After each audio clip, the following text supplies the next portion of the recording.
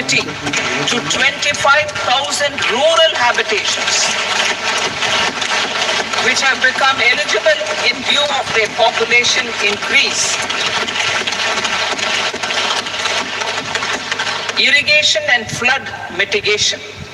Bihar has frequently suffered from floods, many of them originating outside the country.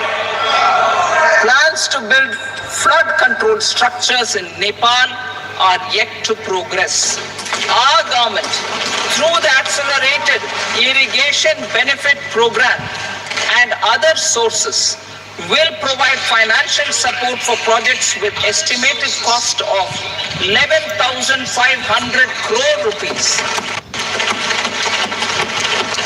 such as the Kosi-Michi intra-state link and 20 other ongoing and new schemes, including barrages, river pollution abatement, and irrigation projects. In addition, survey and investigation of Kosi-related flood mitigation and irrigation projects will be undertaken.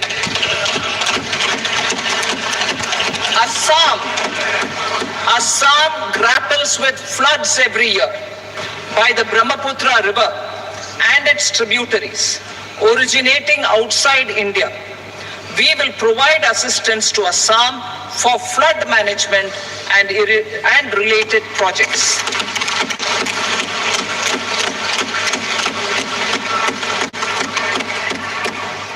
Himachal Pradesh suffered extensive losses due to floods last year. Our government will provide assistance to the state for reconstruction and rehabilitation through multilateral development assistance.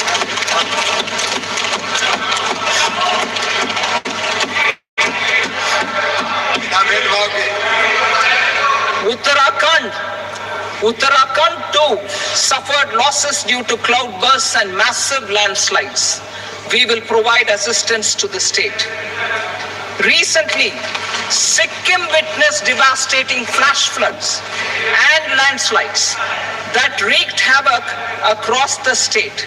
Our government will provide assistance to the state. Tourism.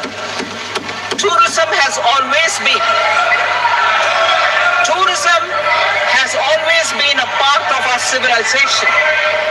Our efforts in positioning India as a global tourist destination will also create jobs, stimulate investments, and unlock economic opportunities for other sectors. In addition to the measures outlined in the interim budget, I propose the following measures. Vishnupad Temple at Gaya and Mahabodhi Temple at Bodh Gaya in Bihar are of immense spiritual significance. Comprehensive development of Vishnupad Temple Corridor and Mahabodhi Temple Corridor will be supported, modeled on the successful Kashi Vishwanath Temple Corridor to transform them into world-class pilgrim and tourist destinations. Rajgir holds immense religious significance for Hindus, Buddhists, and Jains. The 20th Tirthankara Muniswarata Temple in the Jain temple complex is ancient. The Saptarishi, or the 7 hot springs, form a warm water Brahmkund that is sacred. A comprehensive development initiative for Rajgir will be undertaken. Our government will support the development of Nalanda as a tourist center, besides reviving Nalanda University to its glorious stature. Odisha's scenic beauty, temples, monuments, craftsmanship, wildlife sanctuaries, natural landscapes, and pristine beaches make it an ultimate tourism destination. Our government will provide assistance for their development to Odisha as well. Priority 8, innovation, research and development. We will operationalize the Anusandhan National Research Fund for basic research and prototype development. Further, we will set up a mechanism for spurring private sector-driven research and innovation at commercial scale with a financing pool of 1 lakh crore rupees in line with the announcement in the interim budget. Space economy. With our continued emphasis on expanding the space economy by 5 times in the next 10 years, a venture capital fund of 1,000 crore rupees will be set up. Priority 9, next generation reforms. Economic policy framework. We will formulate an economic policy framework to delineate the overarching approach to economic development and set the scope of the next generation of reforms for facilitating employment opportunities and sustaining high growth. Our government will initiate and incentivize reforms for 1. Improving productivity of factors of production, and 2. Facilitating markets and sectors to become more efficient. These reforms will cover all factors of production, namely land, labor, capital, and entrepreneurship, and technology as an enabler of improving total factor productivity and bridging inequality. Effective implementation of several of these reforms requires collaboration between the center and the states and building consensus as development of the country lies in development of the states. For promoting competitive federalism and incentivizing states for faster implementation of reforms, I propose to earmark a significant part of the 50-year interest-free loan. Working with the states, we will initiate the following reforms.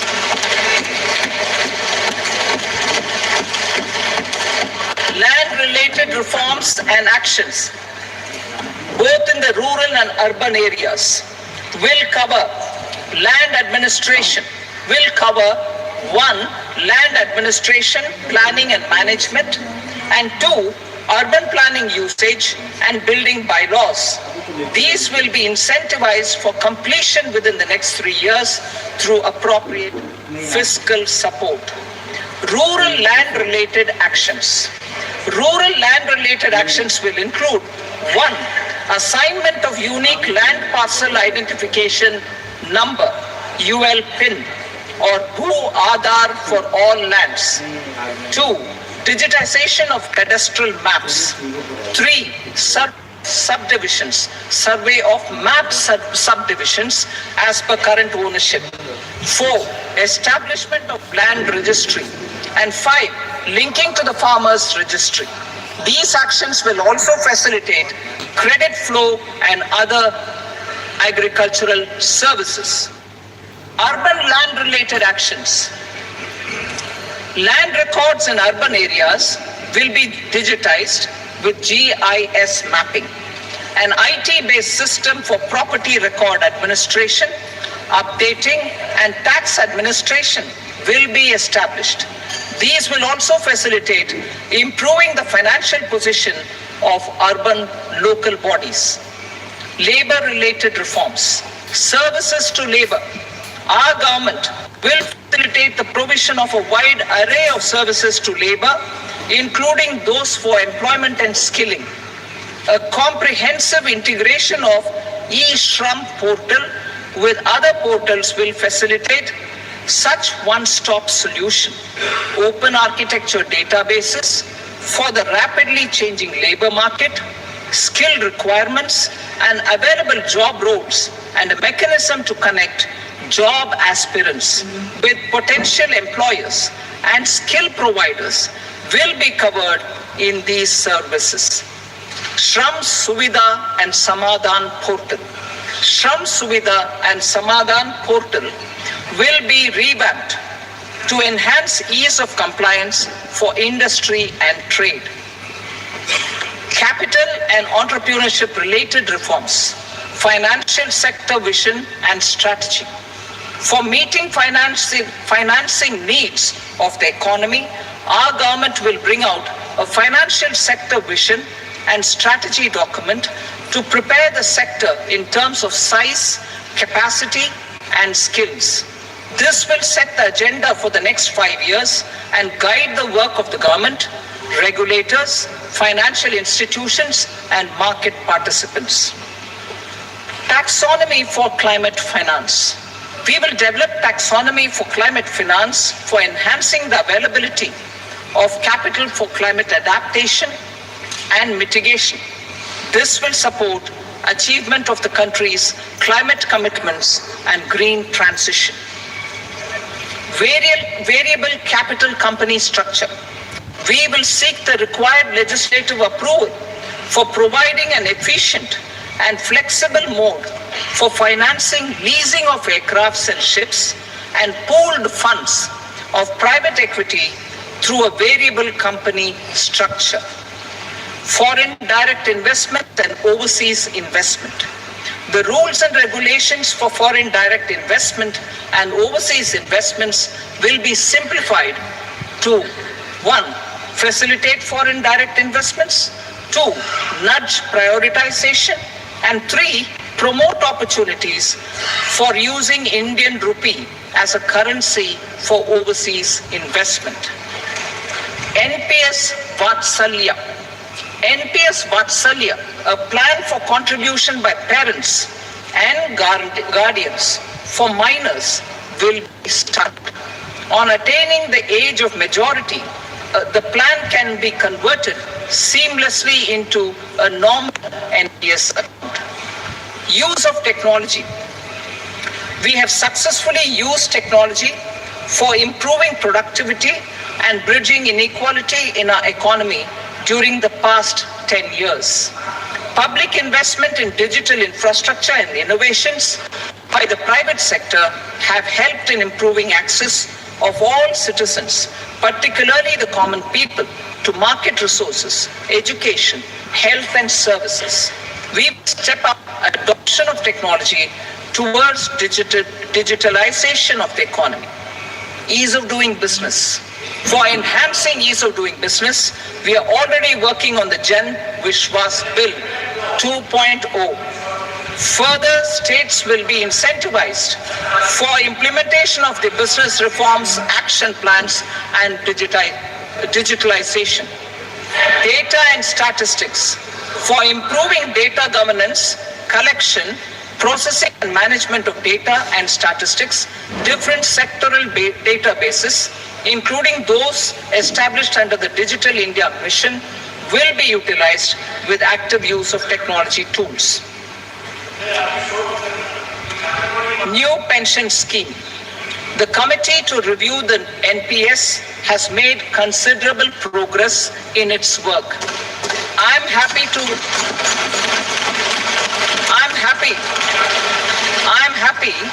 that the staff side of the National Council of the Joint Consultative Machinery for Central Government Employees has taken a constructive approach.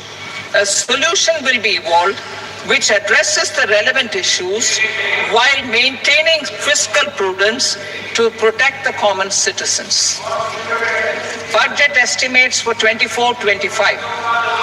For the year 24-25, total receipts other than borrowings and the total expenditure are estimated at 32.07 lakh crore rupees and 48.21 lakh crore rupees respectively. The net tax receipts are estimated at 25.83 lakh crore rupees. The fiscal deficit is estimated at 4.9% of the GDP. The gross and the net market borrowings through dated securities during 24-25 are estimated at 14.01 lakh crore rupees and 11.63 lakh crore rupees respectively. Both will be less than that in 23-24. The fiscal consolidation path announced by me in 2021 has served our economy very well, and we aim to reach the deficit below 4.5% next year. The government is committed to staying the course. From 2026-27 onwards, our endeavor will be to keep the fiscal deficit each year such that the central government's debt will be on a declining path as percentage of GDP. I will now move to part B.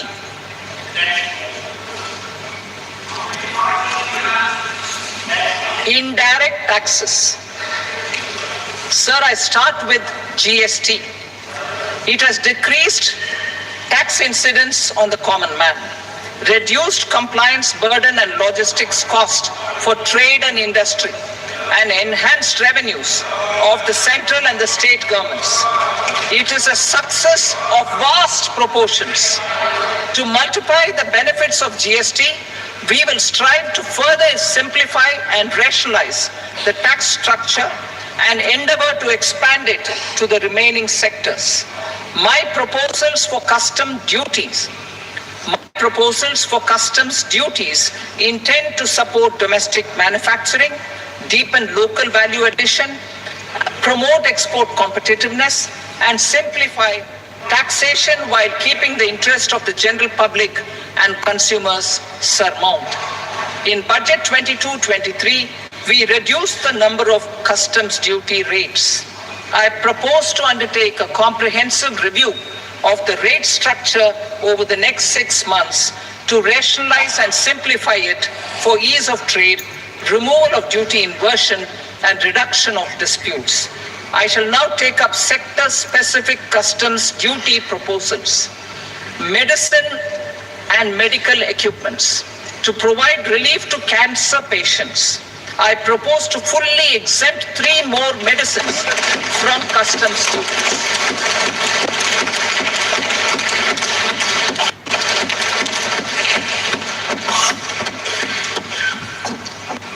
I also propose changes in the BCD on X-ray tubes and flat panel detectors for use in medical X-ray machines under the phased manufacturing program so as to synchronize them with the domestic capacity addition. Mobile phone and related parts. With a 3-fold increase in domestic production and almost a 100-fold jump in exports of mobile phones over the last 6 years, the Indian mobile industry has matured. In the interest of consumers, I now propose to reduce the BCD on mobile phone, mobile PCBA, and mobile charger to 15%. Critical minerals. Minerals such as lithium, copper, cobalt, and rare earth elements are critical for sectors like nuclear energy, renewable energy, space, defense, telecommunications, and high-tech electronics. I propose to fully exempt customs duties on 25 critical minerals and reduce BCD on 2 of them. This will provide a major fillip to the processing and refining of such minerals and help secure their availability for these strategic and important sectors. Solar energy. Energy transition is critical in the fight against climate change. To support energy transition, I propose to expand the list of exempted capital goods for use in the manufacture of solar cells and panels in the country. Further, in view of sufficient domestic manufacturing capacity of solar gas, glass, and tinned copper interconnect, I propose not to extend the exemption of custom duties provided to them. Marine products. India's seafood exports in the last financial year touched an all-time high of more than 60,000 crores of rupees. Frozen shrimp accounted for about 2/3 of these exports. To enhance their competitiveness, I propose to reduce BCD on certain broodstock, polychaete worms, shrimp, and fish feed to 5%. I also propose to exempt customs duty on various inputs for manufacture of shrimp and fish feed. Leather and textile. Similarly, to enhance the competitiveness of exports in the leather and textile sectors, I propose to reduce BCD on real down-filling material from duck or goose. I am also making additions to the list of exempted goods for manufacture of leather and textile garments, footwear, and other leather articles for export.